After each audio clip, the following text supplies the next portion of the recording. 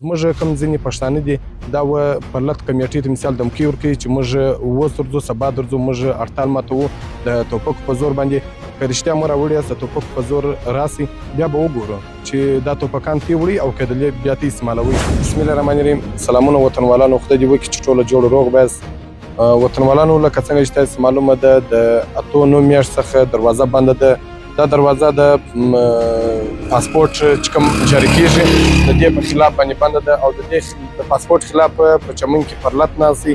نو پر دې پر لټ باندې دا اوس یو 15 ورځې مخکې د اف سي د شتګردو د خوا پر لټ باندې حمله وسوله.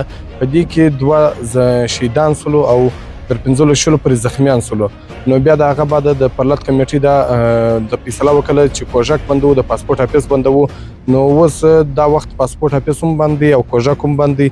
نو زموږ کوم ځینې پښتانه دي دا پرلط کمیټې ته مثال دمکي ورکوي چې موږ اوس درځو سبا درځو موږ هړتال ماتوو د ټوپکو په زور باندې.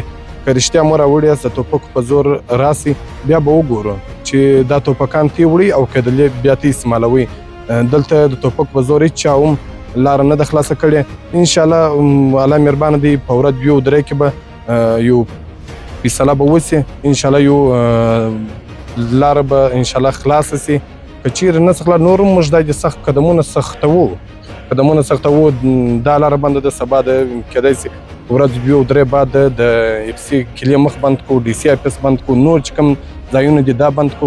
موږ چې زموږ فیصله نه وي منل سوې تر هغه وخته به موږ دغه کوژک تړلی وي چې خپل د وسلې نمایش کوي، خپله وسله ښکاره کوي.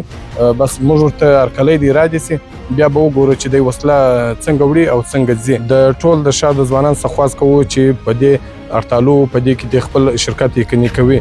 د پاسپورت افیس مختوم سرمل په خیمه لګېدلي د هغه ته دوم راځي او پرلط له دوم راځي او دغه هړتال له دوم راځي. انشاءالله دا زموږ د وطن آخري جنګ دی. دا جنګ به ګټو.